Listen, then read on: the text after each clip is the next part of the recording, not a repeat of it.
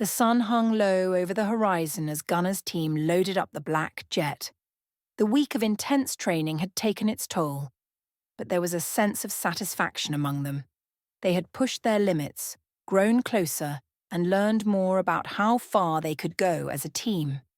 The sleek black jet was waiting, engines humming softly, as Ashley, Beta, Alpha, Karina, and Desiree carried their gear on board.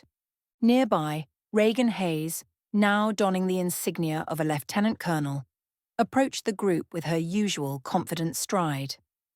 Gunner glanced up, spotting her through the haze of exhaustion, but managing a small smile.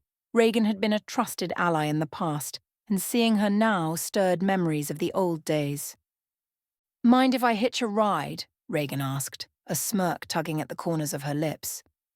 "I've got some things I want to run by you, Gunner." "Always room for you, Reagan," Gunner replied, gesturing toward the jet's ramp. As the others loaded up their gear, Reagan stepped up beside Gunner, keeping her voice low. "I thought you'd like to know Sophia took the Homeland Security gig. She's going to be running the new Supernatural Threat Division." Gunner raised an eyebrow. "That's a hell of a job." Reagan nodded. "It is, and she's going to need some help. She asked me to join her. We're putting together a team, but that's not all." Gunner stopped, turning to face her fully. "What else?"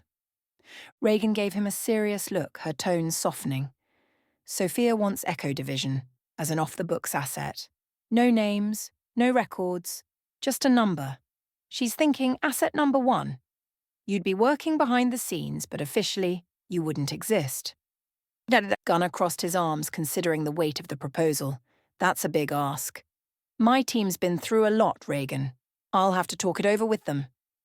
"I get that," Reagan replied. "But think about it. You'd still have the freedom to operate the way you do now, but with Homeland Security backing you up when it matters." Gunner nodded. "I'll think on it. Let's see what the others have to say." Meanwhile, across the airfield, Darren and his team were making their own preparations. The Chinook helicopter hovered overhead, kicking up dust and debris as it slowly lowered itself to the ground. Darren had a wide grin plastered across his face as he drove the Wolfmobile up into the cargo bay, the sleek, customized vehicle gleaming under the midday sun. Omega trotted beside the vehicle, eyeing Darren with an expression that clearly said he still wasn't over the parachuting incident. As Darren parked the Wolfmobile, he glanced at Omega, grinning mischievously. "I'm telling you, bud, next time it'll be your turn to drive." Omega's only response was a low growl as he climbed aboard, settling in with Clara and Eli in the back. Darren walked around to the pilot's seat, checking the controls, while Eli buckled herself in, still tinkering with some gadgets she had salvaged from the week's exercises. "You know," Darren said over his shoulder, "when we get back to the workshop, I was thinking, maybe you could work your magic on the Wolfmobile, Eli. Give it some upgrades." Eli, without looking up, sighed. "Darren, I'm more concerned about the minigun on top of that thing. The ammo consumption is insane. I can't keep hand-carving runes into each round. It would take me a week just to make enough for 1 minute of fire." Darren's face fell. "You mean we can't use the minigun as much?" "Not unless you want to run out of ammo in 30 seconds, Eli replied flatly. She looked up from her tools, meeting his eyes. "Honestly, you should have thought about this before slapping a rune-enchanted gun on top of a vehicle." "Yeah, but it looks cool," Darren said defensively. "And come on, think of the firepower." Clara chuckled from the back, shaking her head. "You and your toys, Darren."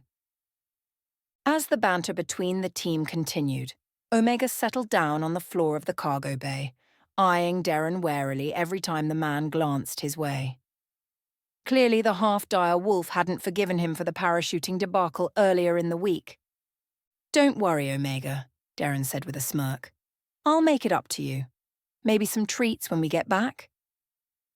Omega snorted and turned his head away, refusing to acknowledge the peace offering. The Chinook's rotors thrummed overhead as they lifted off the ground and soared toward the airfield where the black C-130 was waiting to take them the rest of the way back to Traverse City. The flight was uneventful, save for the continued banter between Darren and Omega, which had by now devolved into a running gag between the rest of the team. Darren glanced at Omega as the large wolf pretended to ignore him. "You know, Omega, if you ever want driving lessons, just let me know." Omega's only response was a low growl, but Darren swore he saw a glimmer of amusement in the wolf's eyes. "Let it go, Darren," Eli said with a smirk, not even looking up from her work.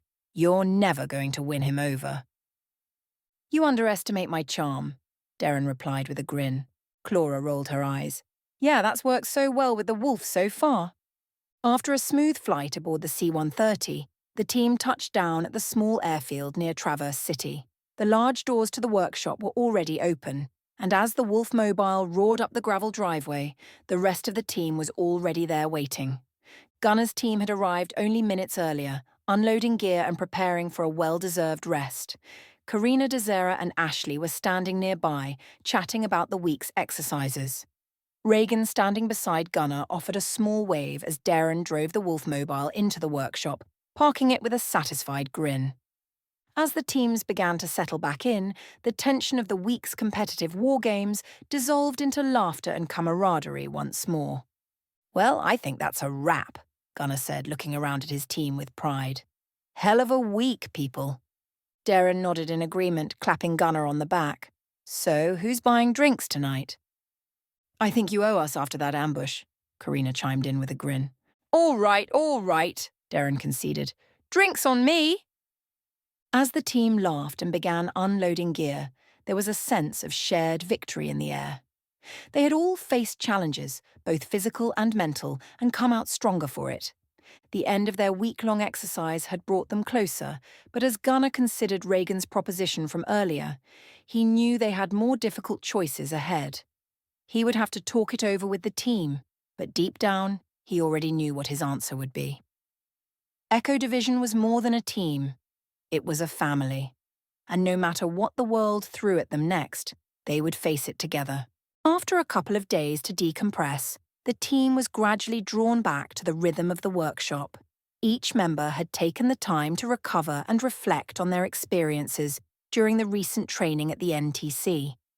The atmosphere was a mixture of ease and anticipation. While the team was enjoying their well-deserved downtime, they knew Gunner had called a meeting. The Homeland Security offer hung heavily in the air, and today they would finally address it.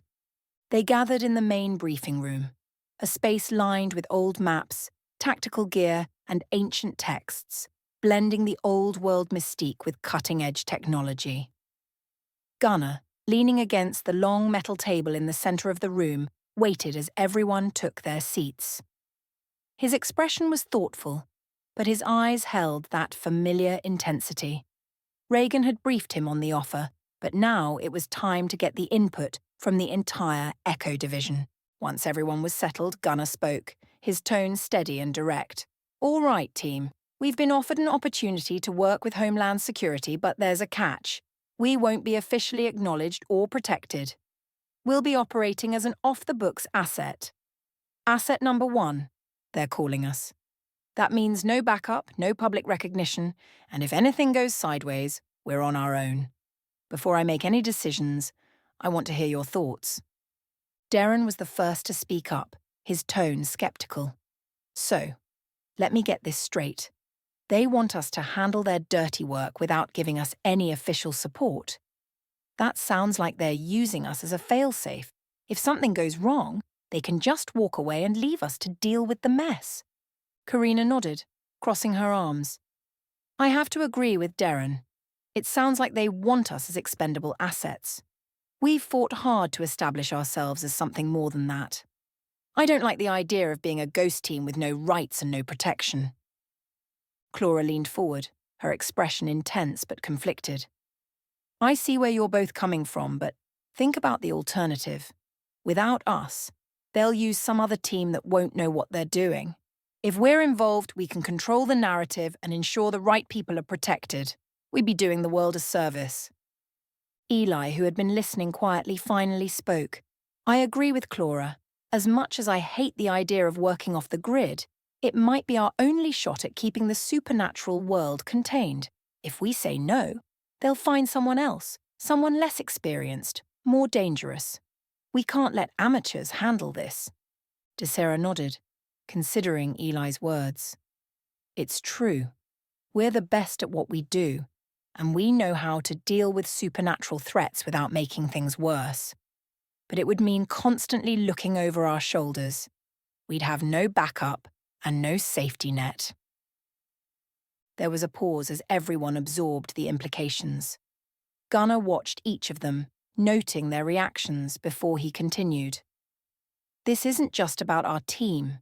It's about protecting innocent lives. That's always been our mission, whether we had a badge or not. But accepting this deal also means we'll be putting ourselves at even greater risk. If we go rogue in their eyes, we're all expendable. Omega let out a low growl, as if sensing the tension, and Clara placed a calming hand on his fur. She looked back at Gunnar, eyes firm. We've never been the kind to back down from a fight. But if we do this, we have to make sure we're prepared for the worst. We need an emergency plan, a way out if things go south. Darren leaned back, crossing his arms with a grin that didn't quite reach his eyes. We'll definitely need more resources, that's for sure. I'm talking weapons, safe houses, anything that can give us a fighting chance. If we're going to be on our own, we need to be ready for anything. Reagan, who had been standing quietly near the door, stepped forward. If you agree to this, I can help make sure you get the resources you need. Sophia and I have connections within Homeland Security, and we can provide intel. I won't let them hang you out to dry. Not if I can help it. Gunnar nodded, glancing at her before addressing the team again. This decision isn't mine alone. We all have a say here. If even one of us is unwilling, we won't do it. But if we do agree, we do it together, knowing the risks and preparing for the worst. A silence settled over the room as each member weighed the choice. Finally, Eli broke the quiet, her gaze steady as she looked at each of them. We've faced death before. We've operated in the shadows. I'm in. One by one, the others nodded in agreement, a mix of resolve and trepidation on their faces. Darren was the last to respond, sighing heavily before he shrugged. Looks like I'm in too. Let's do this then. Just make sure we're ready to hit back if they cross us. Gunnar straightened, a slight smile on his lips as he took in his team's decision. Then it's settled. We'll be asset number one, but we're doing this on our terms. Reagan, let them know we'll accept, but only if they meet our conditions. We need full autonomy, resources, and the freedom to pull out if they compromise us. Reagan nodded, her expression serious. Understood. I'll take care of it. And remember, you've got allies on the inside. I'll make sure you have what you need. With the decision made, Gunnar dismissed the team, a sense of purpose settling over them as they prepared to take on this new chapter. They knew the risks, but they had each other, and that was enough. As they left the room, each one understood that Echo Division was more than a team. They were a family, ready to face whatever came their way, together. Well, you found your way to the end, haven't you? That must mean you're curious, and we love curiosity around here. Before you vanish into the ether, take a moment to subscribe. It's just a click, and trust me, you'll want to stay in the loop for what comes next. And while you're at it, give the video a like. The energy exchange is good for you. Hit that notification bell too. You wouldn't want to miss out on any of our magical misadventures. Who knows what I might conjure up next? Alright, off you go. But remember, I'll know if you didn't subscribe. See you on the other side.